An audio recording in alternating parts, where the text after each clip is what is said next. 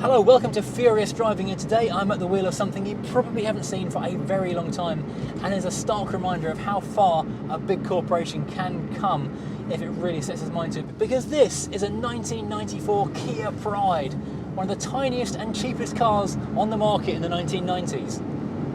South Korea's finest. Now, if you go and hit like and subscribe, I'll show you some messages from our sponsors, then we'll get on with the review. Furious Driving, presented by Bidding Classics, the online marketplace for appreciating classic cars, with more cars added every week. And Diamond Bright, keeping the Furious fleet shining, and you can protect, clean and care for your car with 10% off site-wide using code FD10. Now, like Diamond Bright, Lancaster Insurance Services is a company I've been a happy customer of for quite some time. Lancaster are one of the biggest specialist insurers in the UK, covering all areas of vintage to modern classic car and motorbike. So give them a call and see if you can save on your cover. Follow the links in the description below. Hello and welcome to Furious Driving, and today we're taking a trip back to the early 1990s to see what it was like if you were driving a new car on a shoestring in 1992. It was basically like this. And this, if you're in the UK, is a Kia Pride. If you're in other parts of the world, it's also a Mazda 121, or more popularly, a Ford Festiva. So it's kind of a curious one. And if any car ever illustrated just how far Kia has come in the last 30 years, it's this. Next time you see a Kia EV6 roll past you silently with its full width LED lights, think back to this, which was only, well, it ended production about 25 years ago, even less perhaps. It really is a massive advance. This car actually started life as a Mazda designed Ford, back when Mazda and Ford were tied up in bed together and they had combined projects. This is the Mazda 121 in Japan and Asia Pacific, and the Ford Festiva in America and some of Australia. And it was built by Mazda for themselves and for Ford starting in 1986. And as you look at it, you can very much see it is a product not only of the 1980s, but of Japan, and also with heavy American influences, because look at these big bumpers. These are for the American market, but in Japan, as the Mazda, it has a virtually flat front. It looks almost like a K car with a square front, and likewise at the rear. The roof comes a long way back, comes down at a very sharp angle and ends in a very straight flat boot, which without these big plastic bumpers is again straight down, bumless. Looking along the side of the car, there's lots of detail as well for a car which was the cheapest car on the UK market with a catalytic converter. 5,995 for the L 1.1. This one, a 1.3 LX, so quite fancy, was about seven and a bit thousand pounds. We've got a lot of side detail, so check out these flanks. One angle, two angles coming out into a curve, a flat angle, a groove, a trim panel, a convex curve, then into a concave curve. There's just so much detail going on. It looks a lot like, actually, the Ford Taurus design of the side flanks. So maybe they've taken that and run with it, but in this tiny, just K-Car Plus format, it has a very Japanese look to it, and I'm absolutely there for it. And its little tiny wheels are pushed right out into the corners, and they are absolutely diminutive. They are 165/70/12. This is only a little bit bigger than a Mini's wheels. I saw this car parked earlier next to an original Clio, and it looked tiny. The Clio looked big compared to this. It gives you an idea of the scale of the thing, of just how absolutely tiny it is. And this is an honest to goodness 5-door car as well. You could choose it as a 1.1, a 1.3, and a 3-door or a 5-door, so they were covering every base you can think of with this thing. I believe there was even a 2-seater panel van version of it in the UK as well. Now, under the bonnet you found either the 1.1 B1 engine or the 1.3 B3, initially supplied with carburetors, but in November 1994 the 1.1 was dropped, the 1.3 gained fuel injection, and the badge on the back that said 1.3i.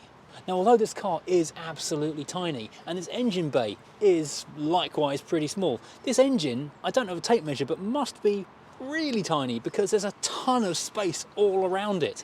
It's probably not much bigger than an Austin A series, to be perfectly honest. But this is massively original in this car, and you can see how basic and, well, not crude is the wrong word. Crude sounds harsh, but it kind of is accurate, because things like our wiper motor is just mounted here on the bulkhead, an ECU is mounted here on the bulkhead. Everything's just mounted where it needs to be and is visible, like it was built by a caveman. One thing it does amuse me is this Kia logo, which you find here on the air filter and on the front. Kia were saying they were trying to be a company that was helping with the environment, hence the fuel injection. But it's been pointed out by journalists that their logo looks like a factory chimney with lots of smoke coming out of it. And a slightly miffed Kia chairman pointed out it was meant to be a flag with a long pennant waving in the wind. I'm going with factory chimneys though myself. So jumping around to the back of the car, we've once again got our factory chimney with smoke coming out of it badge on the boot. We've also got the original Shaftesbury garage from Croydon window sticker, complete with the 081 phone number, showing how long ago this was, and original dealer number plates which have actually got their details stuck on over the Kia UK thing. You get in the boot, you've got a key to open it or a little tag inside, and thankfully the owner did warn me this comes up quite briskly or you will lose a tooth. Now inside the boot we have got not the biggest space in the world, but the car is absolutely tiny, so not really a shock. We have got 50-50 split folding seats, so we can enlarge this quite significantly. There's not really any tie downs for anything, but we have got the back of the speakers visible and a little light you can turn on manually with a switch. We've also got the original Kia toolkit in here as well, which is really cool to have. The jack is shackled just down here in the corner, and underneath the carpet we have got what is probably original from the 1990s, the white wall tyre. These cars mostly shipped with white wall tyres. What a mad thing. Tiny, tiny poverty spec car, but they're blinging it with white walls. I mean, why? Who thought of that? I love it, but I'm just mystified. But this one still has it as a spare in the boot. I'm not sure I want to drive on that though. That's got to be 30-something years old. Okay, let's take a look around the interior of this thing. Now first we've got our very early 90s spec flush door handles recessed into the side there. Open that up and we've got quite a thin door. Not a big hefty thing that's going to protect you in a crash, but lightweight and a bit more flimsy. Inside we have got what is a really, really light and airy cabin though. It feels really fresh and welcoming with this light coloured velour. Oh, more velour. Everything I've driven lately has had velour in it and it's been fantastic, a magical experience. Over on the doors themselves though, these little thin things, we've got a bit more of the velour. This lovely cream with blue stripes. Looks very, very of the time, very early 90s, tastic. Virtually nothing to rest your arm on up here on the windowsill. We've got no central locking, we've just got single point access around the car. Moving down into, oh, we do have movable mirrors, which work weirdly in reverse, but at least they are movable from inside the car. A plasticky door handle, very small door pull, wind up windows because you're not going to get electrics on here. And that's all mounted into a very 1970s feeling moulded vinyl soft touch door card with some interesting stripes just for visual interest and a very narrow map pocket, which in this case is actually being used for maps and in fact some of the car's history, the driver pack. Stepping inside the car though, we have got a very well packaged interior because it's not a huge car outside, but there's a lot of space on the inside. Passenger door is a mirror of the driver's, of course.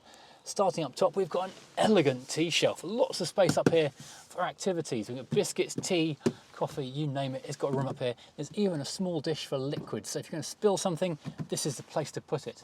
That is underneath a little digital clock, which it points out helpfully is powered by quartz. And on the other side of the instrument binnacle, we've got another small area ideal for a biscuit. A hobnob will fit there, we've tested it. Back in front of the driver, we've got the instrument binnacle. Two enormous dials. We've got our rev counter redlining at 6,000 RPM on the left-hand side, and our speedometer optimistically reaching 110 on the right.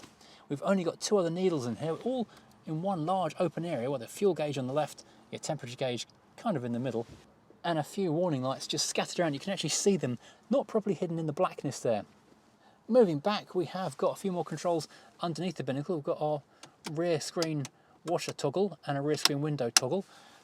A couple of blank spots here on the right hand side and rear fog light toggle down here. This would be UK specific because in Japan and America and the rest, they wouldn't have to have a rear fog light just here. Two other blanking spots just there. This one looks like it might be for electric mirrors, to be honest. Because don't forget, in the American Festiva, that's going to have an awful lot more options floating around this car. Moving back, we've got a very American style hazard warning light switch. Little tiny rocker toggle just there. Looks kind of cool. And then we've got our stalks, which are a curious mix of square and circle, and interestingly, the wrong way round, or the right way round, if you're looking from a historical perspective, because we've got our wipers on the left-hand side off at the top, which seems wrong for some reason, and our indicators and lights on the right-hand side. A little drum up there, and a helpful buzzy noise to remind you you've left the lights on. Steering wheel itself, quite thin rimmed, hard plastic with a little bit of squidge in it. Little Kia chimney in the centre on this padded thing. Who needs an airbag when you've got a slightly padded bit of plastic? And we've got our horn test. Oh, that is an Asian Pacific budget parp at its absolute finest. And now moving down onto the right hand side, we've got a little tiny cubby just there, and a speaker grille just there over your right knee. Moving back into the middle of the car, underneath that useful soup tray, we have got a couple of very small air vents which match these ones on the right hand side. That is over our fairly basic heater controls. Nicely laid out there, very compact design. Little switch for recirc or not. Our direction of face screen or feet, you can hear the flaps moving behind the dashboard. And not only that, you can see them moving down here, because there's not actually enough room underneath the dashboard to contain all of the moving parts of this. And finally, there's a blanking plate, because I'm going to assume that in America they've got air conditioning, and in Australia they 100% got air conditioning because it's really warm over there. Underneath that we've got, oh my gosh, the original Clarion Kia branded radio. This is astonishing. This is an FM radio cassette, and oh my goodness, this is the height of 90s incredibleness. This is the handbag radio. The security system with this radio to stop it being stolen is you literally take it with you. Push the button, roll out the handle, carry it away so no one can nick your radio, because in the early 90s car radio theft was just endemic. You could not move for stolen car radios. They were littering the streets at one point. Wow, that is so very cool. I'm excited to have seen that. That is a blast from the past. I have had so many of those kind of radios. Underneath that we've got a big old ashtray, 12-volt socket, and a double stack cubby area for your tapes, cassettes, chocolate bars, crisps, who knows what else. Behind which we've got a very rubbery, plasticky gear knob and gator selection, 5-speed manual for going forwards with, and behind that a proper old handbrake. And up top we've got a sky view sunroof, which is a Tudor Webasto and is broken, so it's not the most waterproof or airtight. I guess that might have been an aftermarket thing put in at some point in the early 90s. Incidentally, we do have sun visors. It's not pure poverty, but these are, to remind you, you're not an expensive car here. We've got only one mounting point, so it just folds and pivots on that, nothing else. We do, however, have seat belts, got headrests, and we've got a decent sized glove box in there. Now, climbing into the back of the car, it's a very tall, square door, so you do have pretty good access to get in here. And not a bad amount of space either, because the front seats are incredibly narrow, thin front to back, I should say. So it's actually quite comfortable in here. Headroom is also surprisingly good too, considering it's such a tiny car. There's a lot of space, and the light colours they've chosen make it feel very, very light and airy. Again, wind-up windows in the back, no amenities whatsoever beyond a grab handle, one light here in the centre. We have, however, got 3 seat belts in the back though, so pretty safe, and there's even a rear wash wipe. Well, a wipe anyway. Now, one thing I've noticed this car does really well is feel like a bigger car than it actually is. Because it is, as I say, absolutely tiny. If you get on the road, unless you're next to an Audi Q7 or something, it doesn't feel like you're in a really tiny little car. You just feel like you're in a good-sized car. Put the fog lights on somehow, where are they? It does, however, run out of puff pretty soon. 0 to 60 on this thing is 11.8 seconds, but I think the majority of that speed and acceleration is in the sub 40 mile an hour area. But the handling is actually rather fun and interesting. It, as you might be able to tell from the camera, is quite bouncy. It does have independent front suspension with coil springs and a sway bar. And it's got a torsion beam in the back, which is a fairly common way of maximising space in small platform cars. A lot of compacts do use this same setup. But being engineered largely for the American market, it does have a habit of rolling quite alarmingly through the corners, and those tiny, tiny tyres don't necessarily feel like they've got an ocean of grip at them. Whoa.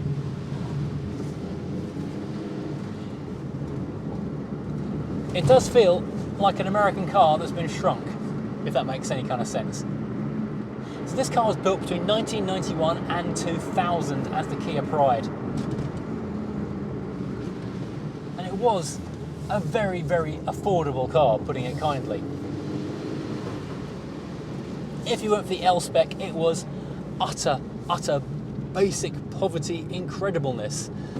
The kind of car where they take away everything they possibly can and give you zero options at all.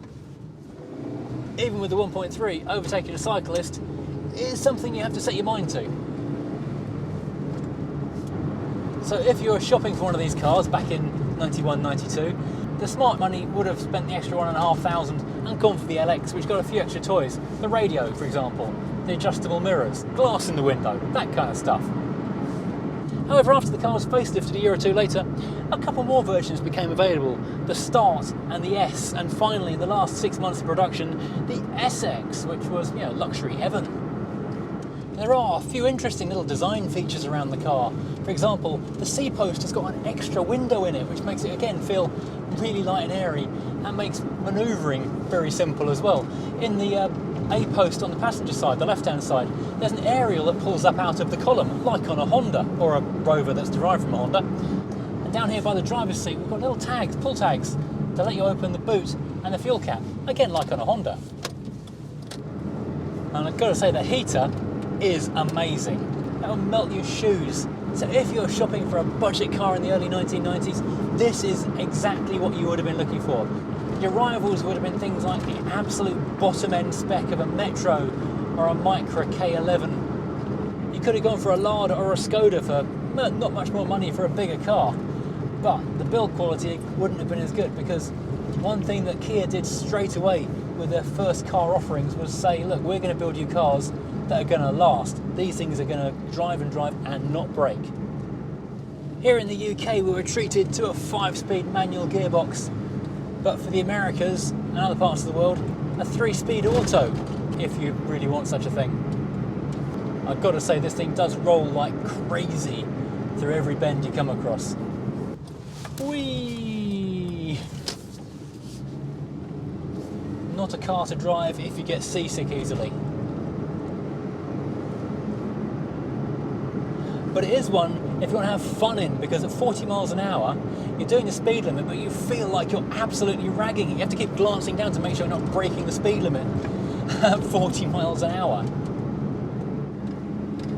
The engine feels an awful lot more peppy than it actually is.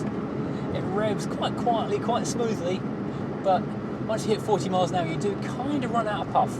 I don't know if you can see that up ahead, but that looks like an Audi B3 80 in front of us, and an original Mini Clubman, an original new Mini Clubman, I should say.